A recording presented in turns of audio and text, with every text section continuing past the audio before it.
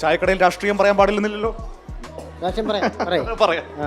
എന്താണ് ഇലക്ഷൻ പ്രതീക്ഷകൾ? ഇലക്ഷൻ്റെ പ്രതീക്ഷ നല്ല നമുക്ക് നല്ല പ്രതീക്ഷയാണ്. LDF. എന്താണ് അത്ര ഉറപ്പ് അറിയാല്ല. രണ്ട് തവണ ജയിച്ച് നല്ല ഭൂരിപക്ഷം. പിന്നെ വികസനം, റോഡായിരുന്നാലും സ്കൂളായിരുന്നാലും എല്ലാ വാർത്തകളൊക്കെ ഇപ്പോഴും കാണാറുള്ളതല്ലേ? നമ്മുടെ പ്രതിപക്ഷ നേതാവിനെയും മുഖ്യമന്ത്രി എങ്ങനെയാണ് കാണുന്നത്? പ്രതിപക്ഷ നേതാവിൻ്റെ മുഖ്യമന്ത്രി അവർ ഇപ്പോൾ ആരാണെന്ന് അങ്ങനെ പറയും. അല്ല, രണ്ടുപേരുടെ ഇപ്പോഴത്തെ പ്രവർത്തനം ചോദിച്ചു. ഇപ്പോഴത്തെ പ്രതിപക്ഷ നേതാവിന്റെ പ്രവർത്തനവും നമ്മുടെ മുഖ്യമന്ത്രിയുടെ പ്രവർത്തനവും എങ്ങനെയാണ് വിലയിരുത്തുന്നത്? പ്രതിപക്ഷ നേതാവിന് അങ്ങനെ പ്രവർത്തനമൊന്നും ഇല്ലല്ലോ ഇപ്പം. പ്രവർത്തനമൊന്നുമില്ല. ഇല്ല.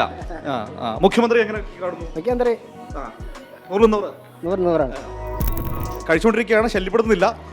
ഇലക്ഷൻ ചൂടറിയാൻ വേണ്ടി വന്ന എങ്ങനെയുണ്ട്? കൊള്ളാം, നല്ല ഇതാണ്, ചൂടാണ്. എന്താണ് ഒരു പ്രതീക്ഷ? ഇവിടെ VK പ്രശാന്ത് ജയിക്കുമെന്നാണ് ഒരു പ്രതീക്ഷ. ഉറപ്പാണ്. അത്ര ഉറപ്പ്? ഇത്രയും വികസനം ആൾക്കാർ കാണയില്ലേ, ജനം കാണയില്ലേ? ഈ മേൽപ്പാലം, പേരുടെ സ്കൂള്, ഈ ടാറ്, ഹാർവിപുരം, എല്ലായിടത്തും നല്ല വികസനമല്ലേ? ജനങ്ങൾ കാണയില്ലേ? ജനങ്ങൾ കണ്ട് ചെയ്യും, അതനുസരിച്ച് ചെയ്യും. വട്ടിയൂർക്കാവിൽ VK പ്രശാന്ത് ആണെങ്കിൽ കേരളം മൊത്തം എടുത്താൽ എങ്ങനെയായിരിക്കും? കേരളം മൊത്തമാണെങ്കിൽ അടുത്ത LDF തന്നെ വരും.